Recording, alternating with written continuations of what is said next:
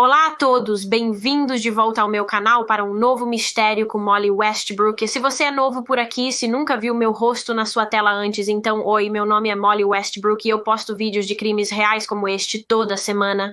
Então, se você acha que isso é algo que você pode querer continuar assistindo, por favor, inscreva-se. E não se esqueça de ativar o pequeno sino de notificação para que o YouTube te avise sempre que eu postar um novo vídeo. Mas de qualquer forma, esta semana vamos falar sobre o caso não resolvido de Louise Smith. Ela era uma jovem e bela adolescente que, em dezembro de 1995, estava ansiosa pela temporada festiva e por passar tempo com sua família. No entanto, antes mesmo do dia de Natal realmente começar, Louise desapareceu e uma investigação policial foi rapidamente montada para tentar encontrá-la, mas demoraria várias semanas antes que houvesse qualquer desenvolvimento ou notícia no caso, e infelizmente não era a notícia que todos estavam esperando.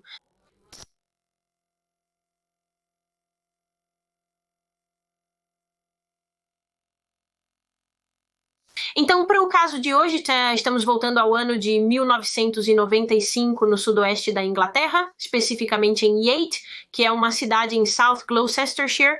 Fica a cerca de 11 milhas de distância do centro da cidade de Bristol e esta é Louise Smith.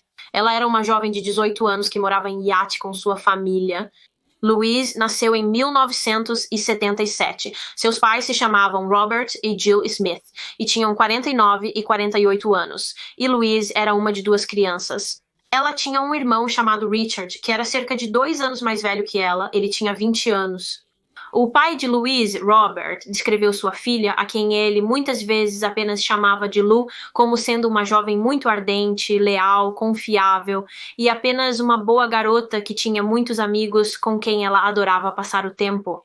Sua mãe Jill disse que Louise era muito ligada à música enquanto crescia. Em particular, ela realmente amava Fred Astaire. Ela simplesmente o adorava muito. Jill realmente disse que Louise ficou tão desolada quando Fred Astaire faleceu em 1987 e ela chorou por horas e horas quando descobriu. Mas Louise também era muito ligada a musicais. Ela amava teatro musical, ela era muito inteligente e brilhante e animada e apenas uma jovem muito bonita. Ela era alta, tinha esse lindo cabelo vermelho e acho que era apenas uma típica adolescente crescendo nos anos 90. Ela gostava de sair com os amigos e se divertir, e agora gostava de entrar no mundo do trabalho como adulta. Veja, Louise deixou a escola aos 16 anos e quando fez isso começou a trabalhar em um escritório em Yate e segundo seu pai Robert, ela realmente gostava muito desse trabalho, gostava de ganhar seu próprio dinheiro e ter sua independência. Quando estava chegando ao fim de 1995, Louise Smith estava muito animada para a temporada festiva. Ela estava ansiosa para o Natal e para dar a todos os presentes que havia comprado e apenas passar tempo com seus amigos e família. E na véspera de Natal de 1995, ou seja, 24 de dezembro, Louise havia feito planos para sair com alguns de seus amigos. Elas iriam sair em iates, ir a alguns bares e clubes, tomar algumas bebidas e apenas comemorar. Comemorar o fato de que o Natal havia chegado e um novo ano estava prestes a começar. Então, naquela noite, seu pai Robert deixou Louise na casa de uma amiga antes de ele e sua esposa Jill saírem eles mesmos. Eles também saíram com alguns amigos. Louise e suas amigas foram para uma boate chamada Spirals naquela noite, que na verdade era muito perto da casa de Louise. Ficava a menos de 1 milha de distância. Então ela estava lá fora, festejando, bebendo, dançando, apenas se divertindo com suas amigas, até que eventualmente ela deixou a boate nas primeiras horas da manhã e decidiu que estava pronta para voltar para casa. Porém, Louise Smith não chegou em casa naquela noite. Quando seu pai Robert acordou às 8h30 da manhã do dia seguinte, que era a manhã do dia de Natal, ele saiu do seu quarto e notou que a porta do quarto de Louise estava aberta, o que o surpreendeu bastante, acho, porque ele não esperava que Louise já estivesse acordada. Ela tinha saído para beber e ir à boate na noite anterior, então ele não achava que ela estaria acordada a essa hora. Ele pensou que ela iria querer dormir até mais tarde, então ele se aproximou da porta de Louise, bateu nela e meio que espiou para dentro, e quando ele fez isso, ele percebeu que Louise não estava em seu quarto e sua cama parecia como se nem tivesse sido usada. indicando que ela nunca voltou para casa na noite anterior. Seus pais, Robert e Jill, não entraram em pânico de imediato. Eles apenas presumiram que Louise provavelmente tinha passado a noite na casa de algum amigo ou algo assim. Eles não pularam imediatamente para o pior cenário, então eles esperaram por cerca de meia hora pensando que a qualquer momento Louise apareceria, mas ela não apareceu e então eles pegaram o telefone e começaram a ligar para alguns amigos de Louise para ver se ela estava com eles, se ela tinha passado a noite na casa de algum deles. Mas todos eles disseram não, eles não tinham ideia de onde Louise estava, e foi neste ponto que os alarmes realmente começaram a soar para Robert e Jill Smith. E a única explicação que eles conseguiram pensar sobre por que Louise não voltou para casa era que talvez ela estivesse na casa de um amigo, mas todos os amigos com quem ela estava naquela noite estavam dizendo que não sabiam onde Louise estava, ela não estava com eles. Então eles realmente começaram a se preocupar e por volta das 11 da manhã daquele dia, eles decidiram entrar em contato com a polícia de Avon e Somerset e denunciar o desaparecimento de sua filha. Felizmente, a polícia entrou imediatamente em ação e um policial foi direto para a casa dos Smiths. Eles conversaram com Robert e Jill sobre o que sua filha Louise tinha feito na noite anterior, e este policial também realizou uma rápida busca em sua casa, o que acredito ser algo que a polícia precisa fazer no início de qualquer caso de pessoa desaparecida, apenas para verificar se a pessoa desaparecida não está realmente em sua casa, e claro, neste caso, Louise não estava. Então, imediatamente começaram as investigações para tentar encontrar Louise Smith. E claro, seus pais estavam absolutamente desesperados de preocupação. Não consigo nem imaginar, justo no dia de Natal, isso deve ter sido assustador para eles. O Natal simplesmente foi cancelado. Quando Louise foi reportada como desaparecida, eles cancelaram todos os planos.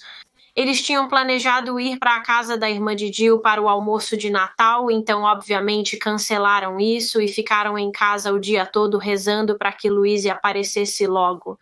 Assim que a investigação de pessoas desaparecidas foi iniciada, a primeira coisa que a polícia obviamente precisava determinar eram os últimos passos de Louise na noite anterior. Então, quando ela foi vista pela última vez, que horas ela foi vista pela última vez, onde ela estava com alguém, coisas assim. Eles precisavam construir uma imagem dos seus últimos movimentos conhecidos. Obviamente, eles já sabiam a essa altura que ela havia passado a noite na boate Spirals, no centro comercial de Yates, e por isso começaram imediatamente a olhar as imagens das câmeras de segurança da boate. Eles tinham uma câmera de circuito fechado de televisão apontada para a entrada, a porta do Spirals, então eles podiam ver todos entrando na boate e todos saindo. Então, a polícia realmente levou o pai de Louise, Robert, até a boate no dia seguinte ao que ela foi relatada como desaparecida, ou seja, no dia de Santo Estevão, e eles pediram a Robert que apenas assistisse às imagens e os informasse se cortar quando ele avistasse sua filha nele, e eventualmente ele a avistou. Ele avistou Louise saindo da boate por volta da 1h30 a 2 da manhã, na manhã do dia de Natal. Ela estava sozinha nas filmagens, então ela deixou o clube sozinha, mas parecia completamente normal. Ela estava caminhando bem, então não parecia que ela estava realmente muito bêbada. Ela não parecia chateada ou nervosa ou algo assim, ela parecia bem. A polícia rapidamente rastreou a maioria das pessoas, principalmente jovens, que também estavam na boate naquela noite, e eles foram perguntados se sabiam algo sobre o paradeiro de Louise, se sabiam onde ela estava ou para onde foi naquela noite. Mas eles realmente não tinham nenhuma informação que avançasse a investigação. No entanto, a polícia recebeu informações de alguns amigos de Louise que disseram que a viram depois que ela deixou a boate, caminhando por um estacionamento, passando por uma van buggy. Algumas fontes online até dizem que ela pegou comida desta van bug, e este estacionamento ficava perto da boate Spirals e estava na direção da casa de Louise. Eles a viram conversando com algumas pessoas enquanto ela caminhava pelo estacionamento, mas ela continuou caminhando sozinha em direção à sua casa, o que indica que ela planejava ir para casa depois disso. Não parecia que ela tinha feito outros planos em outro lugar? Ela estava indo para casa depois de sair do clube, e a caminhada do clube até a casa dela levaria apenas cerca de 8 minutos. Então algo deve ter acontecido com Louise em algum momento durante essa jornada de 8 minutos. Do ponto em que ela foi vista pela última vez caminhando pelo estacionamento até sua casa, algo lhe aconteceu nesse trajeto. Foi considerado no início da investigação que talvez Louise tivesse se envolvido em algum tipo de acidente naquela noite, como talvez um acidente de carro. Talvez um veículo a tenha atingido e ela tenha se ferido ou algo assim, embora essa teoria parecesse muito improvável quando a polícia entrou em contato com todos os hospitais locais e todos disseram que não tinham registro de uma Louise Smith por lá. Outra teoria que foi proposta no início era que talvez Louise tivesse decidido cometer suicídio naquela noite. Talvez, depois que ela saiu da boate Spirals, ela tenha ido a algum lugar para tirar a própria vida. Mas, novamente, essa era outra teoria que foi rapidamente descartada porque não havia absolutamente nenhuma indicação de que isso era algo que Louise estava pensando em fazer. Nem sempre é possível saber se alguém se sente assim, mas a família dela era categórica.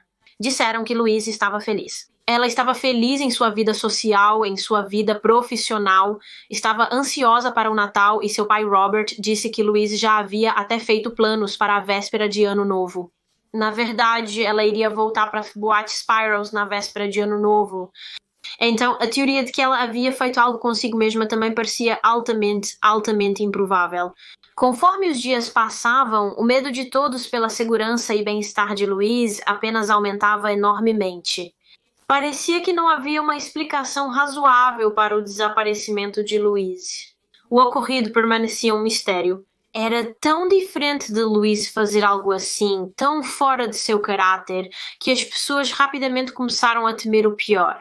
Eles temiam que algo muito sinistro tivesse acontecido com a jovem de 18 anos e que Louise não tinha simplesmente desaparecido por vontade própria. Nos dias após o desaparecimento de Louise, a polícia apelou ao público por informações e também para divulgar o caso de Louise. Eles colocaram cartazes de desaparecida na área local próxima ao desaparecimento e nos jornais. No entanto, cerca de 3 dias após ela ser relatada como desaparecida, a polícia realizou uma coletiva de imprensa na televisão, na qual pediram para que os membros do público se apresentassem se soubessem algo sobre o paradeiro de Louise Smith. E durante essa coletiva, o pai de Louise, Robert, e seu irmão mais velho, Richard, também falaram e pediram para que as testemunhas se apresentassem. Eu tenho algumas citações aqui de Robert Smith, de seus apelos, e ele disse que Louise nunca havia saído de casa antes, o que torna tudo ainda mais preocupante. Não havia motivo para ela sair. Todos nós a amamos, estamos sentindo sua falta e queremos que ela volte. Ele também apelou diretamente para sua filha, caso houvesse alguma chance de ela estar lá fora e estivesse assistindo à conferência, e ele disse: Louise, todos nós te amamos. Por favor, entre em contato de qualquer maneira. Queremos você de volta. E após assistir a esta conferência de televisão e ao ouvir a notícia do desaparecimento de Louise, o público ficou completamente devastado pela família Smith. Acho que isso realmente ressoou em muitas famílias, muitos pais, especialmente porque é a pior coisa que qualquer pai pode imaginar, seu filho desaparecer, e eu mencionei isso antes, mas o fato de ter acontecido no Natal também atingiu as pessoas ainda mais forte, porque o Natal é sobre família, é sobre passar tempo com as pessoas que você ama, e aqui estava essa família cujo mundo havia sido completamente virado de cabeça para baixo e destruído em uma época do ano em que deveriam estar mais felizes. Então, muitas pessoas realmente sentiram muito pela família Smith e queriam fazer o máximo que podiam para ajudar na investigação. A comunidade local realmente se uniu neste caso e a principal maneira que eles ajudaram foi realmente nas buscas policiais por Louise. Literalmente milhares e milhares de pessoas se voluntariaram para ajudar nas buscas ao ar livre. Eles estavam procurando em campos e áreas florestais por qualquer vestígio da jovem menina. Até pessoas de fora, vindas de Somerset e do país de Gales, apareciam para ajudar. Essas eram todas pessoas que tinham ouvido ou lido sobre o desaparecimento de Louise na mídia e nas notícias e apenas queriam ajudar de qualquer maneira que pudessem. Mas infelizmente, apesar dos melhores esforços das pessoas, nenhum vestígio de Louise foi encontrado e as semanas começaram a passar. A polícia, claro, ainda estava trabalhando incansavelmente nesta investigação, mas não havia realmente grandes desenvolvimentos. Eles ainda não tinham absolutamente nenhuma ideia do que aconteceu com Louise Smith naquela noite tardia de dezembro, mas tudo estava prestes a mudar em fevereiro de 1996, quando chegou a notícia que todos temiam, se espalhou. Mais de 7 semanas após o desaparecimento de Louise Smith, no dia 17 de fevereiro de 1996, 2 adolescentes com cerca de 13 anos estavam brincando em uma pedreira em Chipping, Sudbury, que é uma cidade em South Gloucestershire e provavelmente fica a cerca de 1 milha de distância de Yacht, de onde Louise desapareceu. E essa pedreira era aparentemente um local bastante popular entre os adolescentes e jovens naquela época. Então, esses 2 adolescentes estavam apenas brincando na pedreira, chutando algumas bolas de futebol e, enquanto faziam isso, uma de suas bolas rolou para um arbusto ou algum matagal ou algo assim. Então, eles foram procurá-la e tirá-la de lá. No entanto, enquanto procuravam a bola, eles notaram algo como numa encosta, meio caminho abaixo da pedreira, e estava um pouco escondido. Então acho que levou alguns momentos para eles realmente perceberem o que era, mas eventualmente eles souberam que era um corpo humano morto que eles haviam encontrado na pedreira. Então a polícia foi imediatamente contatada e eles foram direto para o local. Eles foram para a área onde os meninos avistaram o corpo deitado. Estava localizado a cerca de 15 pés abaixo da encosta da pedreira e você podia dizer, olhando para o corpo, que o processo de decomposição já havia começado, então provavelmente estava lá há algum tempo. O corpo era de uma mulher e ela foi encontrada nua, então naturalmente a polícia acreditou instantaneamente que essa mulher era a adolescente desaparecida Louise Smith. Mas, obviamente, devido à decomposição, eles não puderam confirmar isso até que os testes de DNA fossem realizados. Antes de o corpo ser levado para uma autópsia, uma equipe forense foi enviada para o local do crime para coletar possíveis evidências. E essa descoberta de um corpo rapidamente chegou ao conhecimento do público e a mídia, assim como a polícia. Naturalmente, todos acreditaram instantaneamente que tinha que ser Louise Smith e o que é absolutamente terrível é que antes mesmo da polícia ter a chance de contar à família de Louise sobre essa descoberta, um repórter bateu na porta da frente dos Smith e quando Robert, o pai de Louise, atendeu, o repórter disse: "Você sabia que um corpo acabou de ser encontrado?" E assim que ele disse isso, a polícia chegou do lado de fora da casa.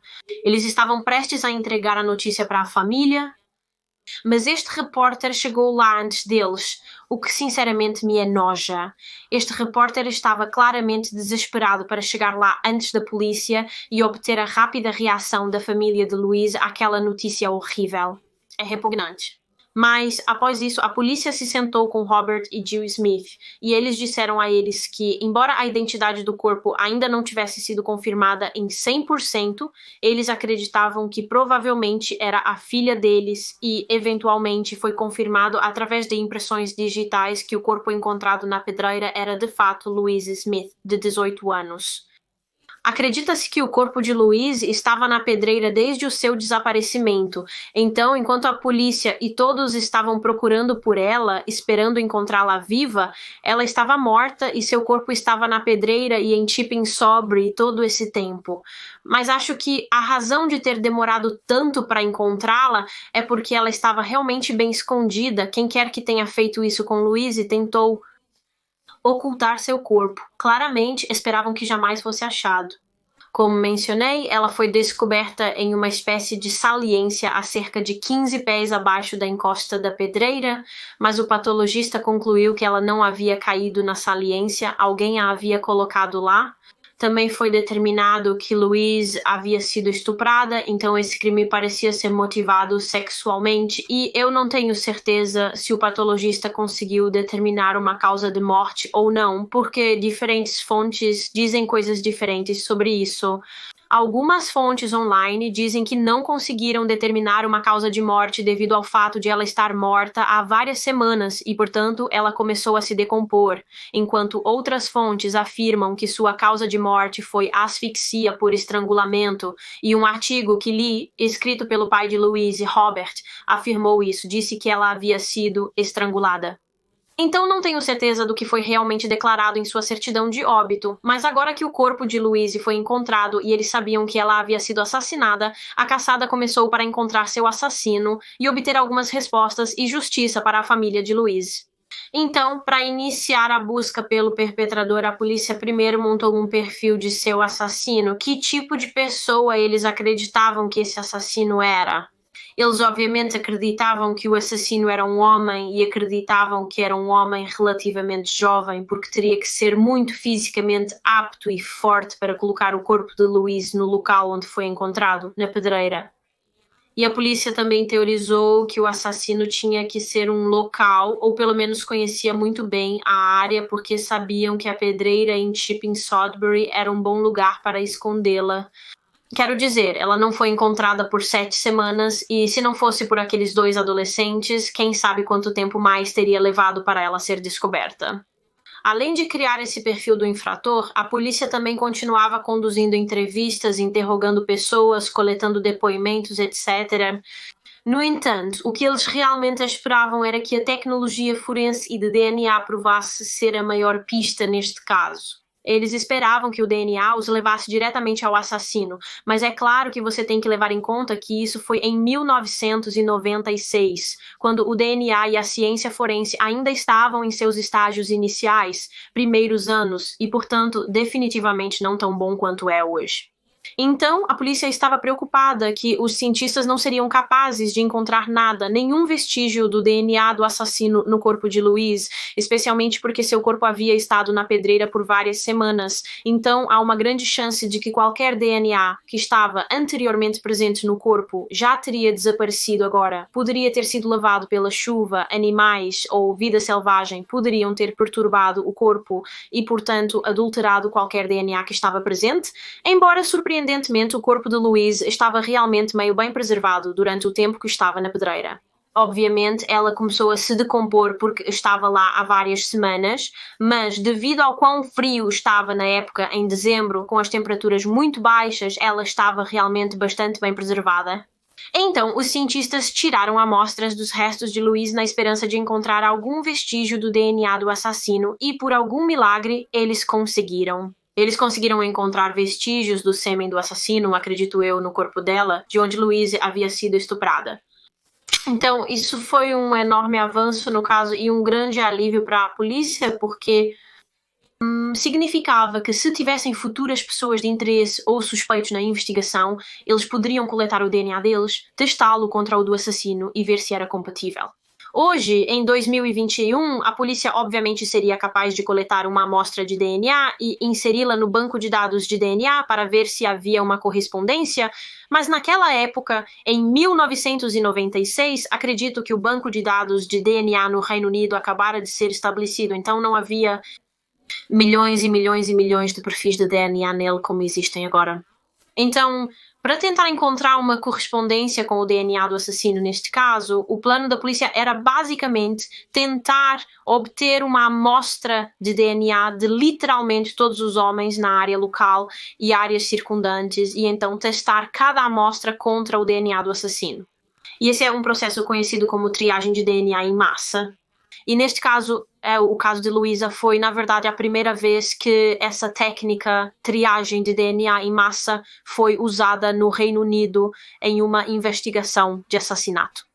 Como você esperaria, as primeiras pessoas que a polícia queria coletar amostras eram como os criminosos sexuais na área e outros criminosos, em particular, aqueles que estavam dentro ou ao redor da boate Spirals na noite em que Louise desapareceu e foi morta. Eles coletaram amostras de qualquer pessoa com qualquer tipo de histórico de violência e agressão e também no topo da lista para testar.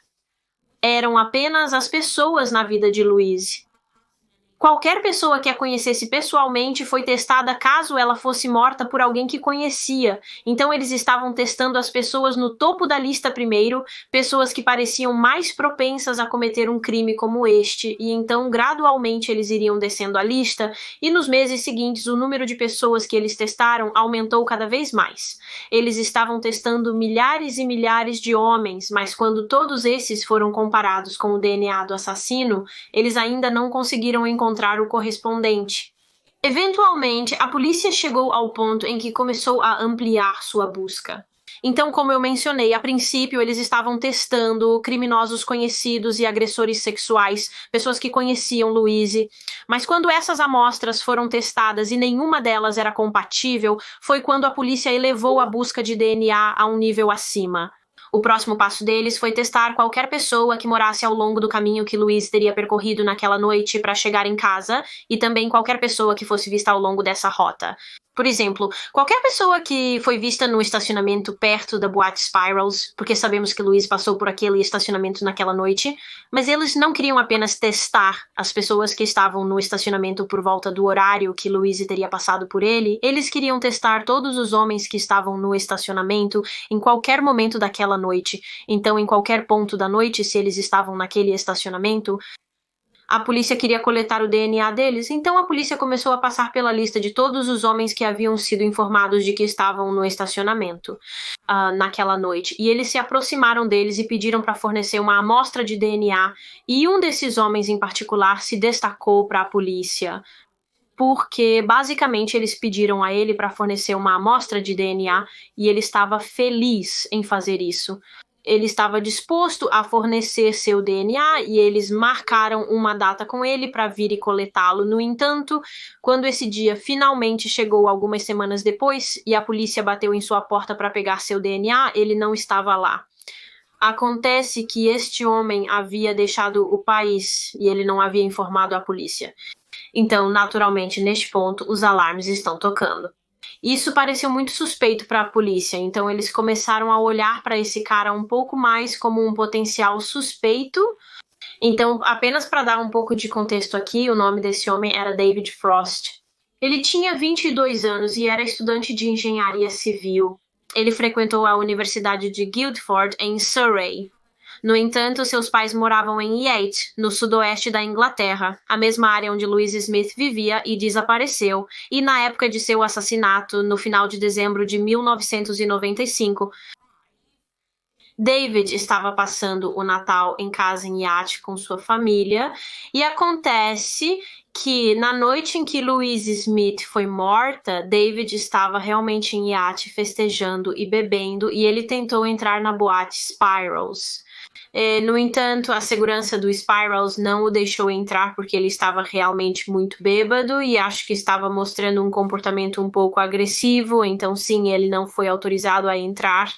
Mas tudo isso foi capturado pela câmera de circuito fechado de televisão de fora da boate, e mais tarde naquela noite, ele foi visto caminhando pelo estacionamento perto da boate por volta das 3 da manhã, o mesmo estacionamento por onde Louise Smith passou. Então, por esses motivos, ele estava na lista da polícia de homens para coletar amostras de DNA, embora ele não estivesse no topo da lista ou algo assim, porque David não tinha antecedentes criminais, ele nunca havia se envolvido com a polícia antes, ele parecia apenas qualquer outro jovem normal em seus 20 e poucos anos. Ele tinha amigos, estava na universidade, estava indo muito bem na universidade, ele era muito inteligente, mas independentemente disso, devido ao fato de que ele foi visto perto da boate e no estacionamento naquela noite, ele foi eventualmente contatado pela polícia e solicitado a fornecer seu DNA, e como eu disse um minuto atrás, ele disse sim, ele estava feliz em fazer isso, embora eu acredite que na época em que ele foi abordado e perguntado, ele estava realmente em sua universidade, ele morava em uma casa universitária em Surrey, mas ele disse à polícia de Avon e Somerset que estaria de volta a Yate em algumas semanas para ver sua família, então ele disse que poderia se encontrar com a polícia, então para dar seu DNA. Mas quando a polícia foi coletar a amostra dele algumas semanas depois, David não estava lá e logo descobriram que ele havia ido para a África do Sul, e ele foi para a África do Sul porque conseguiu um emprego lá, ele conseguiu um estágio em uma empresa de engenharia civil, então ele se mudou para lá, o que eu suponho que parece genuíno. No entanto, o que realmente confundiu a polícia sobre isso foi o fato de que ele não havia dito a eles que sabia que a polícia queria sua amostra de DNA, ele sabia que eles iriam chamar e, no entanto, ele simplesmente se levantou e deixou o país sem dizer a eles que não estaria por perto para dar, e eles começaram a questionar por que ele não havia dito a eles, ele simplesmente esqueceu ou algo assim. Embora pareça que não parece algo que você esqueceria, a polícia querendo seu DNA. Eu acho que há uma chance de ele ter esquecido e por isso ele não contou a eles, ou talvez ele não tenha contado a eles porque ele era o assassino que eles estavam procurando e por isso ele queria fugir do país para que esperançosamente eles não conseguissem obter seu DNA. Tudo isso apenas fez David Frost parecer muito suspeito, e então a polícia sabia que tinha que obter a amostra de DNA dele o mais rápido possível, caso ele fosse responsável pelo que aconteceu com Louise naquela noite. E para fazer isso, a polícia de Avon e Somerset realmente entrou em contato com a polícia lá na África do Sul, onde David Frost estava morando agora. E eles perguntaram à polícia sul-africana se eles seriam capazes de obter a amostra de DNA de David e então enviá-la de volta para eles na Inglaterra. E a polícia sul-africana concordou. Eles foram ao novo trabalho de David na empresa de engenharia civil. Eles coletaram seu DNA e o enviaram de volta à Inglaterra. E assim que a polícia o recebeu, enviaram para testes. E quando os resultados voltaram, era uma correspondência. Era uma correspondência com o sêmen que foi descoberto no corpo morto de Louise. David Frost, de 22 anos, assassinou Louise Smith. A polícia finalmente o identificou após meses e meses e meses de busca. Acredito que a correspondência foi feita em abril de 1997, cerca de 14 meses depois que Louise foi estuprada e assassinada e seu corpo deixado na pedreira. E os cientistas que testaram essa amostra concluíram que as chances do DNA no corpo de Louise pertencer a alguém que não seja David Frost era de 1 em 35 milhões. Então isso foi uma evidência muito, muito forte contra ele. Isso foi uma identificação. Ele era um monstro que fez isso com a Louise. Então agora que eles tinham o cara deles, o próximo passo da polícia era, claro, prendê-lo. Mas isso se mostraria muito, muito difícil neste caso, porque David Frost estava na África do Sul e a polícia sul-africana não podia prendê-lo pelo assassinato de Louise porque não aconteceu em seu país. Mas, igualmente, a polícia na Inglaterra não podia simplesmente extraditar David Frost de volta para o Reino Unido, porque, pelo que eu entendo, o Reino Unido não tinha um tratado de extradição com a África do Sul neste momento, em 1997. A lei de extradição do Reino Unido não entrou em vigor até alguns anos depois, por volta de 2003, 2004. Então ele não podia ser extraditado e a polícia de Avon e Somerset não podia simplesmente ir à África do Sul e prendê-lo, porque eles não tinham autoridade legal lá para fazer isso, sem jurisdição. Então a única opção da polícia era ir à África do Sul, falar com David Frost e de alguma forma tentar convencê-lo a voltar voluntariamente para a Inglaterra com eles. Tentar convencer este assassino a voltar para seu país de origem para que ele pudesse ser preso e acusado pelo que fez com Louise. Obviamente, isso seria um tiro longo, mas era o único tiro que a polícia tinha. Isso era tudo que eles realmente podiam fazer, então eles tinham que tentar. Então, alguns dos detetives trabalhando no caso de Louise voaram para a África do Sul e foram ver David Frost. Eles se sentaram com ele e contaram a situação, que eles não podiam realmente fazer nada. Eles não podiam prendê-lo na África do Sul porque eles tinham sem autoridade legal para tal. Mas eles disseram que vieram vê-lo porque tinham evidências de DNA que indicavam que ele era o responsável pelo assassinato de Louise Smith, de 18 anos, em dezembro de 1995. E por causa disso, eles queriam saber se ele voltaria voluntariamente para a Inglaterra com eles para que tudo isso pudesse ser resolvido. E, inacreditavelmente, após falar com um advogado de Bristol por telefone, eventualmente David Frost concordou. Ele disse que voltaria com a polícia. E 2 dias depois, todos eles voaram de volta para a Inglaterra. E no minuto em que voltaram, assim que pousaram no aeroporto de Heathrow, em Londres, David Frost foi preso sob suspeita do assassinato de Louise Smith. Após sua prisão, Frost foi levado para uma delegacia para ser interrogado e quando a polícia o interrogou, ficaram bastante chocados com o tipo de pessoa que ele era. Ele era educado, ele era articulado, ele era inteligente, eles até o descreveram como agradável. Ele não parecia nem um pouco como uma pessoa fria, sem coração, malvada, que seria capaz de tirar a vida de uma jovem garota de maneira tão horrível. Mas as evidências provaram que ele era um assassino frio e eu suponho que ele era apenas bom em esconder isso. Mas, de qualquer forma, eles começaram a questionar David Frost e, a princípio, ele negou. Ele disse que viu Louise na noite em que ela foi morta e que falou com ela. Ele conversou brevemente com ela e só. Ele disse que não tinha nada a ver com a morte dela e acho que se manteve nesta história por um tempo, mas eventualmente, conforme suas entrevistas continuavam, ele decidiu acrescentar algo. Ele acrescentou bastante a isso. David Frost agora dizia ter realmente encontrado Louise naquela noite. Eles começaram a conversar, acredito que no estacionamento ou em algum lugar perto da boate Spirals, e durante a conversa eles decidiram ir juntos para a pedreira local onde iriam fazer sexo. Então ele disse que eles caminharam até a pedreira, começaram a fazer sexo. No entanto, ele afirmou que durante isso Louise começou a entrar em pânico e ela começou a chorar e gritar, e ele disse que ela simplesmente não se acalmava. Ele estava tentando fazer com que ela se acalmasse e parasse, mas ela simplesmente não conseguia. Ela não parava de gritar, fazendo com que ele entrasse em pânico.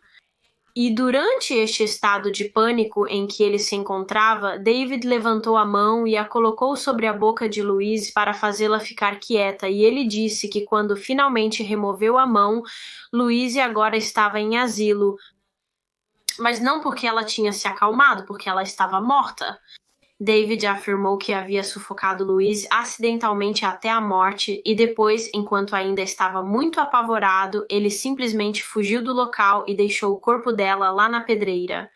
Então, enquanto ele admitia que era responsável pela morte de Louise, ele disse que não era assassinato, ele não planejou matá-la, foi um acidente, o que tornaria um caso de homicídio culposo.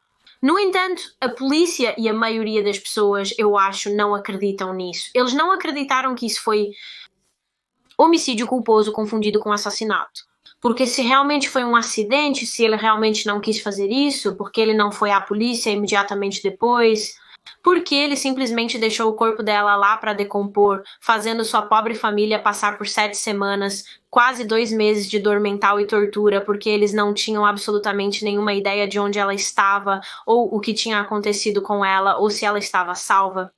Então, apesar da versão dos eventos de David, a polícia ainda o acusou do assassinato de Louise, o que significa que, se ele fosse manter sua história, o caso teria que ir a julgamento, e ele manteve sua história.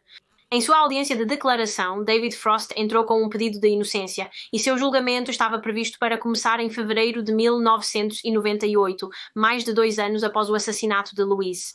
No entanto, houve uma reviravolta chocante neste caso, quando apenas um dia antes do início do julgamento, David Frost realmente mudou sua declaração. Ele agora decidiu que iria se declarar culpado pelo assassinato.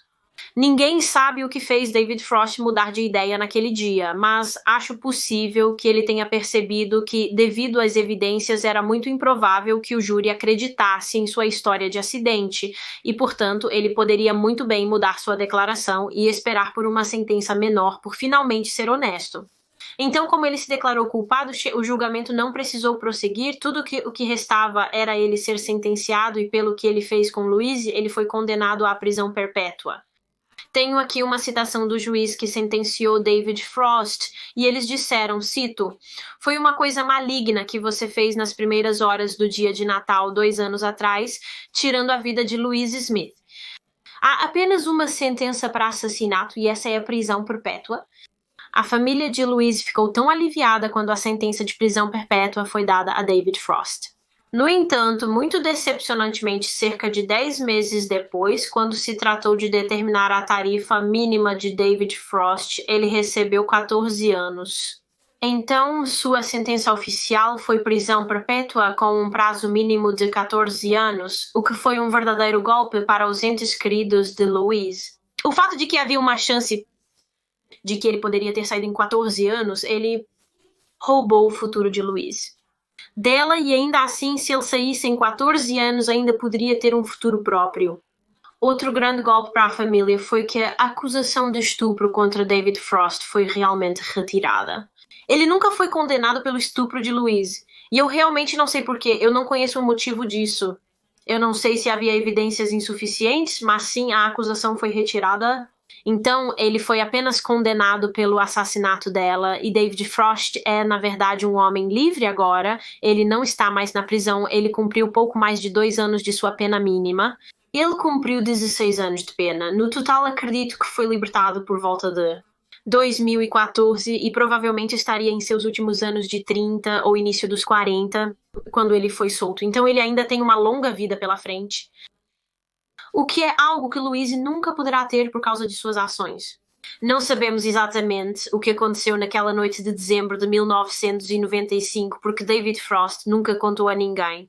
Não sabemos onde os dois se encontraram exatamente porque Louise não conhecia David. Ela nunca o havia encontrado antes daquela noite. Então não sabemos se ela foi voluntariamente com ele para a pedreira onde mais tarde foi encontrada morta ou se ele a sequestrou e a forçou a ir para lá. Não sabemos os eventos que levaram ao que aconteceu e eu não acho que jamais saberemos, porque a única pessoa ainda viva que pode nos contar é David Frost e é muito, muito improvável que ele faça isso agora. Após a sentença de David, os pais de Louise, Robert e Jill Smith expressaram como gostariam de ver a pena de morte retornar ao Reino Unido. Eles disseram que antes do assassinato de sua filha, eles não concordavam com isso, mas depois estavam em tanta dor que queriam que David morresse pelo que fez, uma vida por uma vida. O pai de Louise Robert disse, citando, se as pessoas contrárias à pena de morte vissem nossa casa e a miséria que David Frost causou, entenderiam o que sentimos. Mas é isso para este caso. Esse é o caso de Louise Smith, de 18 anos. Um caso muito, muito triste, eu sei que já disse isso, mas o fato de ter acontecido no dia de Natal também é simplesmente horrível. A família de Louise disse que eles nem realmente comemoram o Natal agora por causa do que aconteceu. É literalmente apenas algo para eles superarem, porque é um lembrete constante do assassinato de Louise, que é simplesmente tão horrível. Deve ser tão perturbador que enquanto todos os outros estão festejando e celebrando a temporada festiva, eles estão apenas tentando superá-la, porque marca o aniversário da morte de Louise. Como sempre, deixe seus pensamentos e opiniões sobre este caso nos comentários e informe sobre outros casos que gostaria de ver eu abordar neste canal. Muito obrigada a todos por assistirem, por favor deem um like neste vídeo e se inscrevam se ainda não o fizeram e eu verei vocês novamente na próxima semana para outro mistério com Molly. Tchau!